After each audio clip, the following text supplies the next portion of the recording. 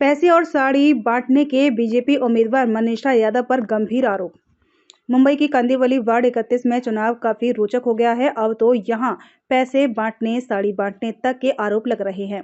कांग्रेस से उम्मीदवार भाग्य लक्ष्मी ने बीजेपी उम्मीदवार मनीषा यादव पर गंभीर आरोप लगाए हैं।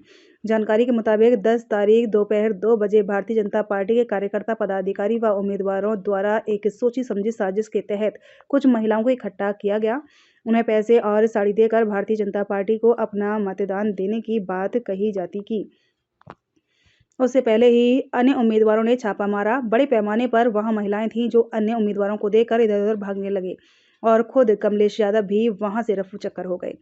लाल सिंह राजपुरोहित ने मीडिया से बात करते हुए चाचा जान के ऊपर बड़े गंभीर आरोप लगाए। लाल सिंह राजपुरोहित ने कहा कि कमलेश यादव इतने निचले स्तर की राजनीति करेंगे, हमने कभी सोचा भी नहीं था। जिस तरीके से यह स्वतंत्र चुनाव के नाम पर धांधली कर रहे हैं और वोटों की खरीद फरोख्त कर रहे हैं, जनता उन्हें कतई माफ नहीं करेगी। मुंबई से एबीएस न्यूज के लिए रवि सिंह की रिपोर्ट। परमिशन हल्दी कुमकुम का कुछ कार्यक्रम कर रहे थे, क्या है पूरा मामला? मामला ये है,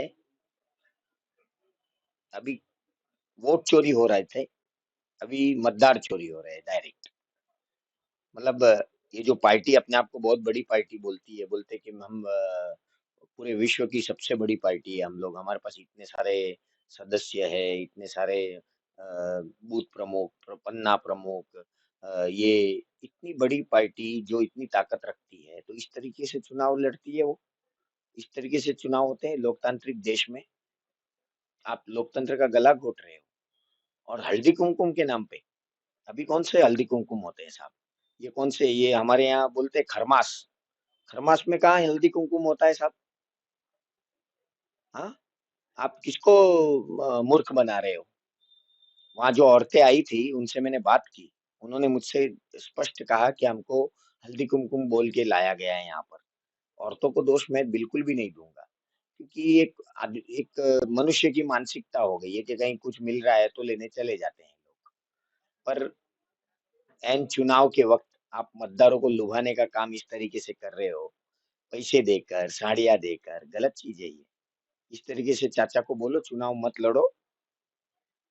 चाचा हो गए, चाचा की मानसिक स्थिति खराब हो गई है, चाचा अस्थिर हो गए हैं, तो अभी वो इस पर उतारू हो गए हैं और मुझे पता है हर बार वो चुनाव इसी तरीके से जीतते हैं। इसी तरीके का खेल होता है रात में।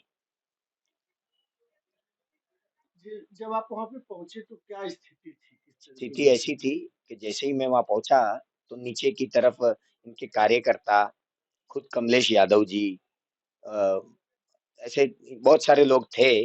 जैसे ही मैं पहुंचा इन्होंने अपनी बाइक स्टार्ट की और वहां से निकल लिए। इनकी गाड़ियां थी वो सब चली गई। ऊपर जब मैं गया तो ऊपर कम से कम 150 महिलाएं थी। उनसे मैंने बातचीत की। मैं बोला आप क्यों आए यहाँ पे, कौन लाया आपको? तो वो सब, हमको हल्दी कुमकुम के नाम पे लाया गया है यहाँ, हमको ये बोल के लाया गया, हमको वो बोल के, मतलब इस तरीके का माहौल था। एक बंद जगह, बंद कमरा, हॉल है, वहां पर इतने लोगों को जमा करना। एक वो एनजीओ है, वो एनजीओ इस तरीके का काम एनजीओ के मार्फत इन लोग करते हैं। मैंने आपको कल बोला था ना कि सफेद पोश गुंडा, मैंने बहुत सारी जगह बोला था, ये सफेद पोश गुंडा है, इसकी असलियत सब लोग देख लो। आपने इस मामले में चुनाव आयोग और पुलिस में शिकायत दर्ज की है या कराने वाले? हाँ, मैंने लिखित चुनावी ऑलरेडी वहां से चुनाव आयोग, इन्होंने बहुत सारी चीजें, मतलब वो डीवीआर चेक लेके गए हैं, वहाँ डीवीआर था। अब पता चल रहा है कि वो डीवीआर बंद है 7 तारीख से। तो ये तो हमको भी पता है कि ये तो लिपापोती होगी। अरे सब तो इनके हाथ में है, शासन प्रशासन सब कुछ इनके हाथ में। ये चुनाव कैसे जीतते हैं? सारी सर नियंत्रण अपने काम पर लगा देते हैं साहब। पुलिस बेचारी क्या करेगी? पुलिस भी लिपापोती करेगी। उनकी कितनी कैपेसिटी है, उनकी क्या लिमिटेशन है, मुझे पता है क्या है क्या नहीं है।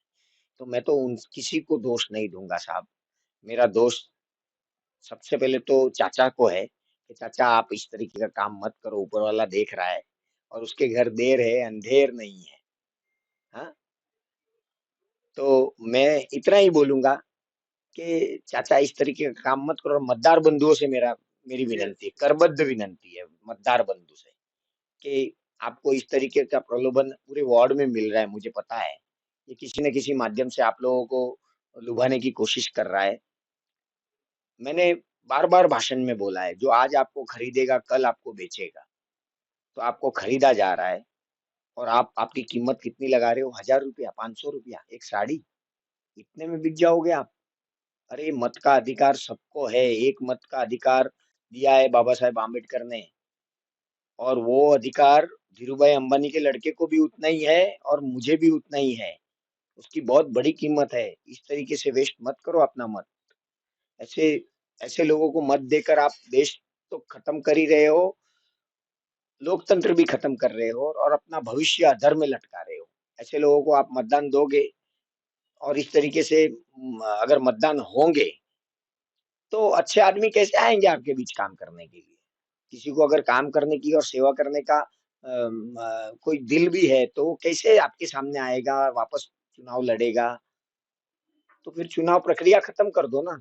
इन लोग को मैं बोल देता हूँ और आप तानाशाही लेकर आ जाओ और लड़ो चुनाव, हम सब बैक हो जाते हैं। जिस तरीके से बिन विरोध इस बार बहुत सारे लोग चुने गए हैं, इनको भी बिन विरोध दे दो, क्या दिक्कत है?